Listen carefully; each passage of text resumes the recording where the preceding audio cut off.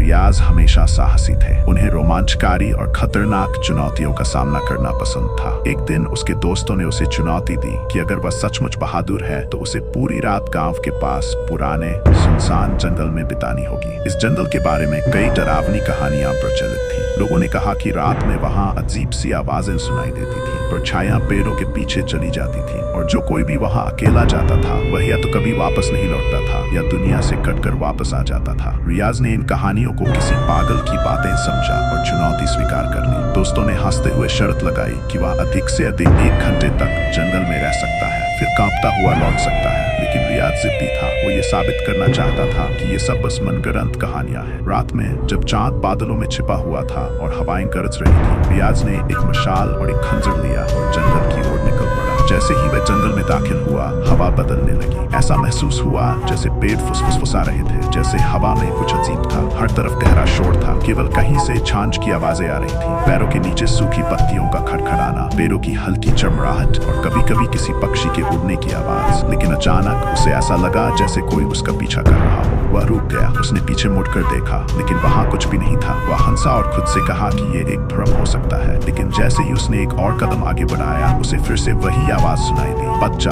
जैसे कि कोई उसके पीछे आ रहा हो। इस बार उसका दिल जोर जोर से धड़कने लगा। वह रुका, लेकिन कदम नहीं रुके। भयभीत होकर उसने मशाल आगे बढ़ाई, लेकिन वहां केवल पेड़ थे, शांत और स्थिर। रियाज ने खुद को संभाला और आगे बढ़ गया। जैसे जैसे वह जंगल में आगे बढ़ता गया, हवा भारी होती गई। उसे ऐसा महसूस हुआ जैसे कोई उसे देख रहा है, जैसे कोई पेड़ों के पीछे खड़ा है, लेकिन उसे कुछ दिखाई नहीं दे रहा था। कुछ ही पल बीते थे कि अचानक किसी ने पीछे से उसके कंधे पर हाथ रखा। रियाज का खून ठंडा हो गया। वह तेजी से मुड़ा, लेकिन वहां कुछ भी नहीं था। टार्च की रोशनी में पेड़ों की छायाएं कांप रही थी, मानो उनमें कोई छिपा हो। इस बार वह तेज चलने लगा, लेकिन अचानक एक तेज चीख निकली। वह आवाज ऐसी थी कि उसका शरीर कांप उठा। ऐसा लगा जैसे कोई बहुत करीब हो, लेकिन कुछ नजर नहीं आ रहा था। रियाज की सांसें तेज हो गई और वह भागने ही वाला था कि अचानक पेड़ों के पीछे एक छाया चलती हुई दिखाई दी। वह बेहद लंबा था और उसकी शक्ल इंसानी, लेकिन कुछ अजीब सी थी। रियाज ने टॉर्च की रोशनी बढ़ा दी और परछाई तुरंत गायब हो गई। अब उसका डर काबू से बाहर होता जा रहा था, लेकिन वह भागने की बजाय वहीं खड़ा रहा। उसका शरीर कांप रहा था, लेकिन वह जानना चाहता था कि ये सब क्या है। तभी अचानक हवा का तेज झोंका आया और टॉर्च बुझ गई। अब सर्वत्र अंधकार छा गया। रियाज ने खंजर कसकर पकड़ लिया और पीछे हटने लगा। उसके कानों में तेज सांसों की आवाज आ रही थी, जैसे कोई बहुत करीब खड़ा हो। और फिर अचानक वह प्रकट हो गया, एक घिनौना क्षत विक्षत चेहरा,